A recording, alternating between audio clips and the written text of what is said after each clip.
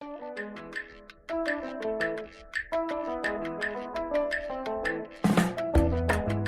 Stogie guys, this is Patrick Ashby, I guess better known as Patrick A. I'm here at the McLean Cigar PG Boutique, and we're here with Kevork Garmirian, who, what's your title, Kevork? I'm a Superstar? Co-owner of the shop here. Co-owner of the shop, and we basically just stopped by the shop to ask a few questions as part of our Cigar Insider series.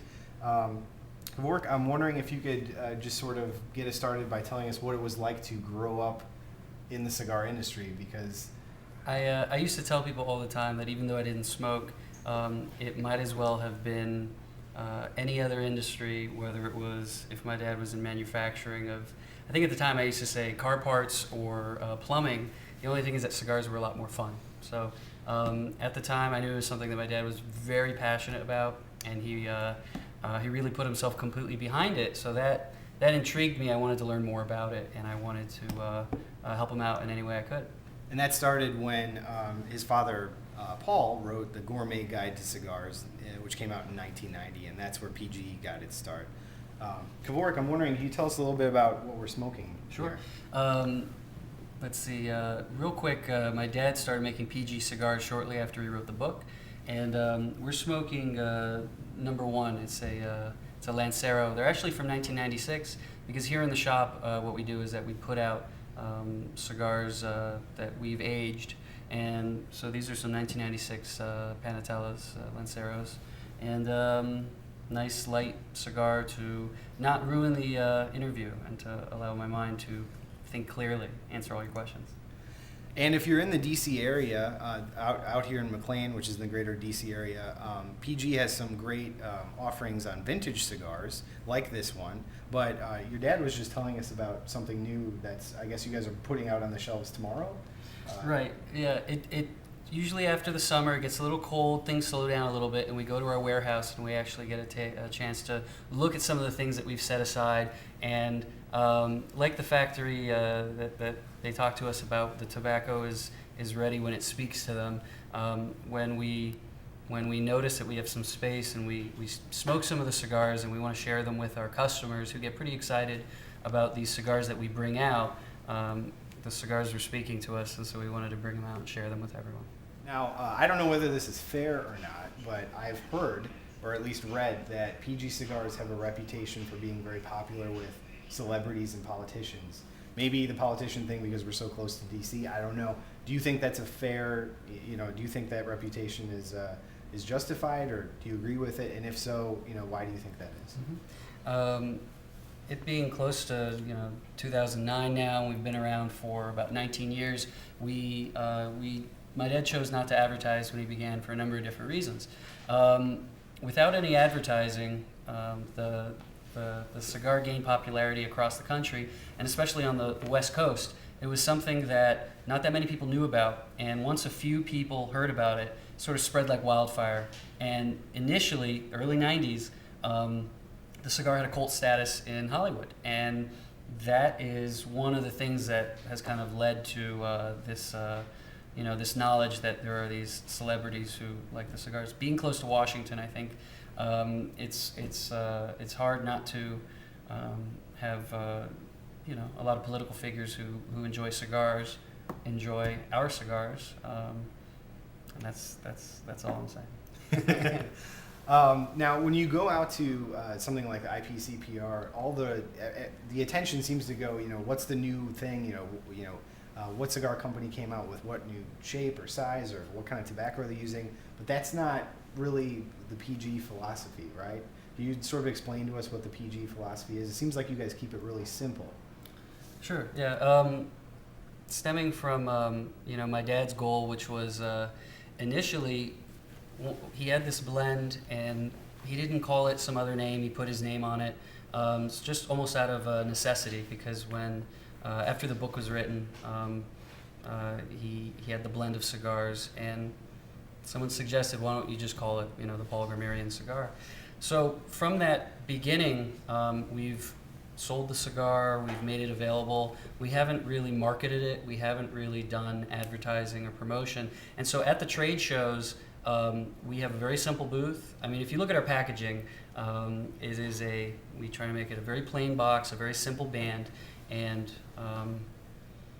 at the trade shows, we are basically there to, to service our existing customers' needs, and then also to be there for any new potential customers. But we aren't there to, have booth babes or do anything else that is sort of gimmicky. And I think also when people come up to the booth, they see that we have quite a lot of sizes, and they see that we don't have some sort of a big display. It's easier for me to explain to them that we're a small company, and what we believe in and how we want to do business.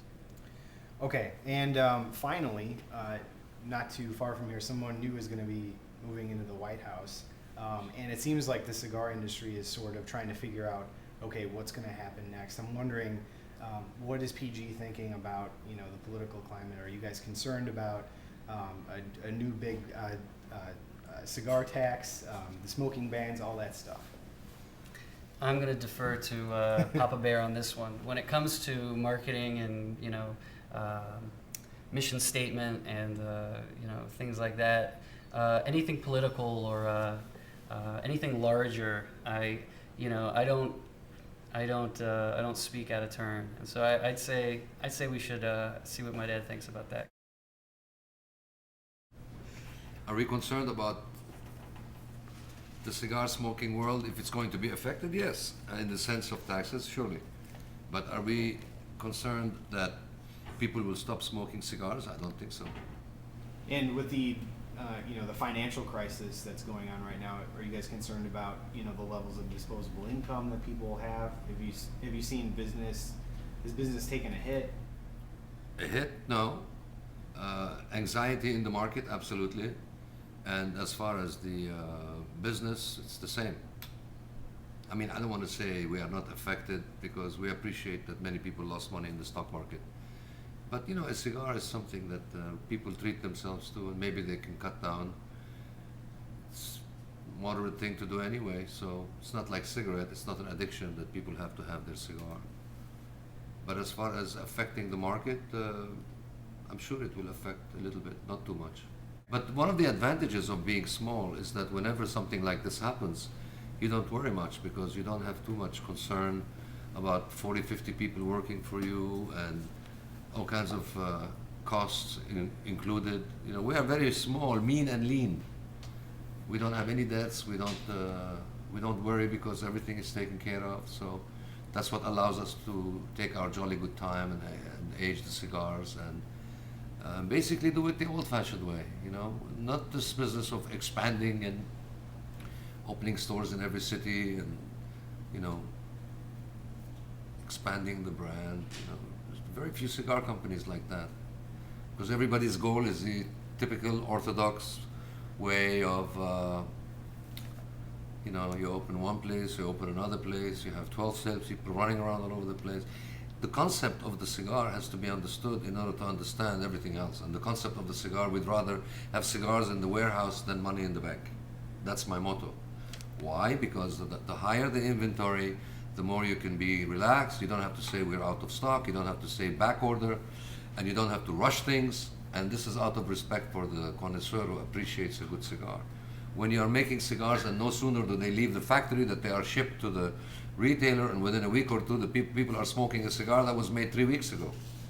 We received the shipment about a week ago, and that's for 2010, 2011. You saw with your own eyes some of the cigars that we have from 1991 all the way to the present. So it's a conceptual, philosophical approach to the thing, and when you have that kind of an approach, you don't suffer anxiety and you don't show any concern, because the cigars will be there, the customers will be there. Great. So I just wanted to say thank you to Dr. and Kevork Garmirian for having us here at the McLean Cigars PG Boutique. If you're in the DC area, it's definitely worth the trip to come on out here. They've got a really nice selection. They're very friendly. They'll be happy to talk to you about cigars. And if you're not in the area, be sure to check out your local retailers, see if they're carrying PG cigars, and you can always go to pgcigars.com. So thanks very much.